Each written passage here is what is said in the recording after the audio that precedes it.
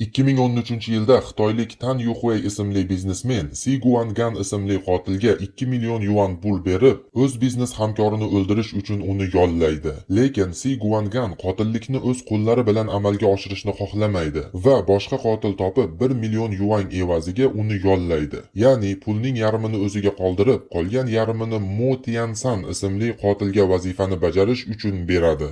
O'z o'rnida ikkinchi qotil ham nishonni o'zi o'ldirishni xohlamaydi va ozroq pul evaziga uchinchi qotilni yollaydi. Uchinchi qotil ham unga yetib kelgan pulning bir qismini o'ziga olib, qolgan pulga to'rtinchi qotilni yollaydi. Hatto to'rtinchi qotil ham suiqasdni o'z qo'llari bilan amalga oshirishni xohlamaydi va beshinchi qotilni yollaydi. Qotillik uchun ajratilgan 2 million yuan 5 ta qotilning qo'lidan o'tib, 5-ishtirokchiga bor yo'g'i 100 ming yuan bo'lib yetib keladi. 5-qotil arzimagan 100 ming yuan evaziga odam o'ldirishni xohlamaydi va nishonni